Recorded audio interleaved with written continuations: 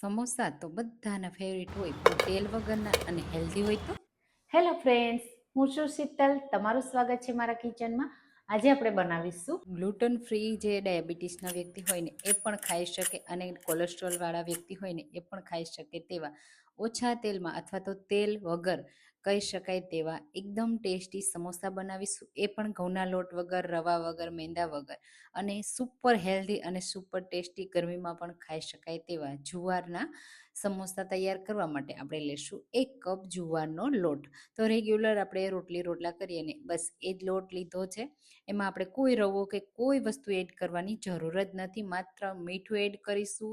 અને ખાસ કરીને સમોસા પચવામાં હળવા રહે ને અને ફ્લેવર આવે ને એના માટે આપણે થોડા અજમાને આ રીતે હાથથી ક્રશ કરી એડ કરીશું. મોણ માટે હું અહીંયા ઘીનો યુઝ કરું છું, તમે તેલનો પણ કરી શકો છો, પણ ઘીની ફ્લેવર ખૂબ સરસ આવે છે અને સાથે ખસ્તા બને છે, ક્રિસ્પી બને છે. તો સરસ રીતે આપણે મોણને મિક્સ કરવાનું છે. હાથથી આ રીતે લોટ સાથે મિક્સ કરશું ને એટલે સરસ એવું મિક્સ થઈ જશે, અને મુઠ્ઠી પડે ને એવું મોણ તૈયાર કરવાનું છે. આ રીતે ક્રમ્બલી ટેક્સચર આવી જવું જોઈએ.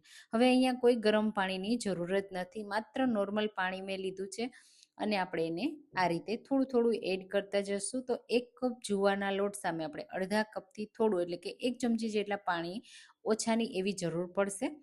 ઘણીવાર અડધો કપ પાણીની પણ જરૂર પડી જાય છે, તો એ પ્રમાણે આપણે લોટ બાંધવાનો છે. લોટને બહુ કઠણ નથી બાંધવાનો અને એકદમ નરમ પણ નથી બાંધવાનો. આ રીતે મિક્સ કરતું જવાનું, અને જે રીતે આપણે સમોસાનો લોટ તૈયાર કરીએ ને એ જ રીતે મસળતો જવાનો અને બાંધતો જવાનો છે. આ રીતે તમે થોડી વાર મિક્સ કરશો ને એટલે સરસ એવો બંધાઈ જશે. પછી ઢાંકીને રહેવા દેશો. તો તમે ક્યારે આવા જુવારના સમોસા ટ્રાય કર્યા છે કે નહીં, મને કમેન્ટમાં ચોક્કસથી કહેજો. અને હા, મારી રેસીપી તમે કઈ સિટીમાંથી જુઓ છો ને એ પણ મને કહેજો. તો હવે ઢાંકીને રહેવા દેશું. ત્યાં સુધીમાં મસાલો રેડી કરી લઈએ. એના માટે 1 ટેબલ સ્પૂન તેલ એડ કરીશું, એમાં અડધી ટીસ્પૂન જીરું, થોડા ક્રશ કરેલા આખા ધાણા, એનાથી ફ્લેવર બહુ સરસ એવી આવે છે. હવે જીરું અને ધાણા બંનેને સરસ રીતે રોસ્ટ કરી લેશું. હવે અહીંયા જો આ મસાલો તમે સમોસાનો બનાવો કે કચોરીનો બનાવો, કોઈ પણ ચાલે, તમને જે ખાવું હોય ને એ રીતે. હું સમોસાનો મસાલો બનાવું છું. તો આદુની પેસ્ટ અને લીલા મરચાં એડ કર્યા છે, અને બાફેલા બટેટા તો મીડિયમ સાઇઝના છે ને, તો મેં 4 થી 5 નંગ જેટલા એડ કર્યા છે. મસાલો કેટલો કરવો ને એ તમારા ઉપર ડિપેન્ડ છે. તો સમોસાનો મસાલામાં વટાણા હોય અથવા ચણા પણ હોય છે, તો હું આજે મસાલામાં ચણા કે વટાણા કાંઈ એડ નથી કરતી, માત્ર બટેટામાંથી મસાલો રેડી કરું છું. પહેલાં આ રીતે થોડા બટેટાને મેશ કરી એડ કરવાના અને થોડી વાર માટે મિક્સ કરી દેવાનું. હવે બાકીના મસાલામાં એડ કરીશું લાલ મરચું પાવડર, તમને તીખાશ જોઈએ એ પ્રમાણે, ચાટ મસાલો, ગરમ મસાલો પાવડર, અને સાથે મીઠું એડ કરી દેશું, અને લીંબુનો રસ. તો એકદમ ટેસ્ટી ચટકારેદાર આ મસાલો થશે. તમે આમાંથી સમોસા પણ બનાવી શકો છો, અને આ રીતે હું બનાવું છું ને જુવારના લોટમાંથી, એ રીતે પણ સમોસા રેડી કરી શકો છો.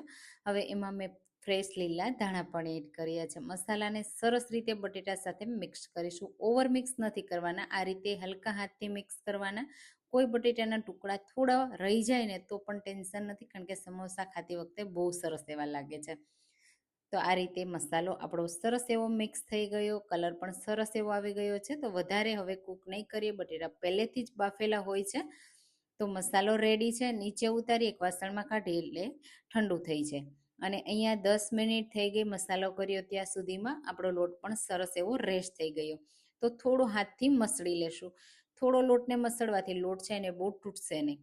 પછી નાની નાની સાઈઝના બોલ્સ બનાવી લેશું.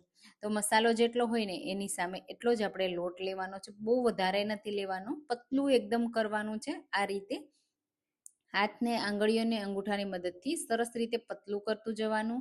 વચ્ચે જેટલો મસાલો પસંદ હોય એ રીતે મસાલો થોડો વધારે જ એડ કરવાનો, અને પછી આ રીતે હાથની મદદથી થોડું ઉપરની સાઈડ કરતું જવાનું, એટલે મસાલો ઉપર આવશે.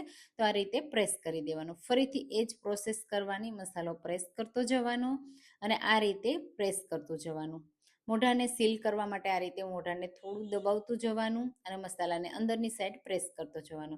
હવે આ રીતે તમે કરો અને સાઈડથી ફાટે ને તો ટેન્શન નહીં લેવાનું. એક્સ્ટ્રા લોટ લઈ લેવાનો થોડો અમથો, અને આ રીતે પેક કરી દેવાનું.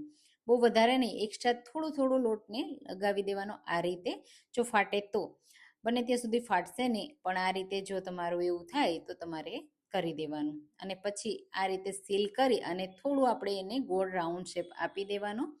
તો આ રીતે તમે મસાલા બાટી પણ તૈયાર કરી શકો છો. તો આ મેં સમોસા જ બનાવ્યા છે અને તમને ખબર પણ નહીં પડે કે આ જુવારના લોટના સમોસા છે.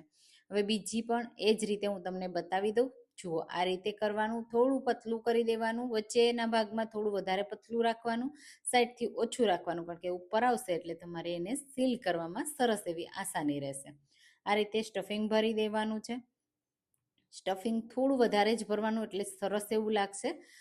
પ્રેસ કરી દેવાનું. બસ આ રીતે અંગૂઠા આંગળીઓની મદદથી વચ્ચે લઈ લેવાનું અને આ રીતે પ્રેસ કરતું જવાનું. જે રીતે આપણે કેરીને ઘોળીએ ને, બસ એ રીતે સેમ પ્રોસેસ કરવાની છે. આ રીતે થોડો થોડો મસાલો પ્રેસ કરતો જવાનો. તો તમને આવી મારી જુવારની રેસીપી પસંદ આવે છે કે નહીં, કમેન્ટમાં ચોક્કસથી કહેજો. અને આવી અવનવી ઘણી બધી મેં જુવારની રેસીપી પણ યુટ્યુબ પર શેર કરી છે મારી ચેનલમાં. એકવાર જરૂરથી ચેક કરજો, તમને બધી રેસીપી મળી જશે. હવે આ રીતે સરસ રીતે મેં, તમે જુઓ, કવર કરી દીધું અને એ જ રીતે બનાવી લેશું. તો અહીંયા 12 નંગ જેટલે આ રીતે થશે. નાની સાઈઝ કે મોટી સાઈઝ તમારા અપમ પેનની સાઈઝ હોય ને એ રીતે રાખવાની અને બસ આ રીતે બનાવી રેડી કરી લેવાના. પછી આપણે એને શેકવાના છે. તો શેકવા માટે મેં અહીંયા મોટી સાઈઝની પેન લીધી છે. એમાં થોડું થોડું તેલ એડ કરી દેશું અને પછી આ રીતે રાખી દેશું. બધા જ સરસ રીતે આ રીતે રાખ્યા પછી ગેસની ફ્લેમ લો ટુ મીડિયમ રાખવાની. ઉપરથી જો તમને એવું લાગે કે તેલ લગાવવું છે તો હલકું લગાવી દેવાનું. મેં બ્રશથી લગાવ્યું છે. થોડી વાર માટે આ રીતે થવા દેવાનું. તમે જુઓ, થોડી વાર પછી થોડું પાછળની સાઈડથી કૂક થયું છે. થોડું જુવારના લોટને કૂક થતાં વાર લાગશે એટલે થોડી વારે તમારે ચેક કરતું રહેવાનું. વચ્ચેના ભાગના ખાસ ચેક કરવાના એટલે વધારે ડાર્ક કલર ના થઈ જાય. અને આ રીતે બધા જ શેકી લેવાના. તમે જુઓ, પરફેક્ટ શેકાઈ ગયા છે ને. બસ એ રીતે આ રીતે ફેરવતા ફેરવતા બધા સરસ રીતે શેકી લેવાના. પછી આ રીતે કાઢી ગરમ ગરમ કે ઠંડા જેવા તમને પસંદ હોય ને એ રીતે સર્વ કરી દેજો. અને ચટણી સાથે, મીઠી ચટણી સાથે સ્પેશિયલી આ સમોસા બહુ સરસ એવા લાગશે. તો તમે જો આવા ક્યારેય જુવારના લોટમાંથી ક્રિસ્પી, ખસ્તા, કરારા, ઓછા તેલમાં સમોસા ટ્રાય ના કર્યા હોય તો આ રેસીપી ટ્રાય કરજો. તમે જુઓ, અવાજ સાંભળતા જ તમને ખબર પડી ગઈ ને. હવે મસાલો પણ એકદમ પરફેક્ટ થયો છે. તો જોતાં જ મોંમાં પાણી આવી જાય એવા બન્યા છે. તો તમે પણ ટ્રાય કરજો. Thank you for watching.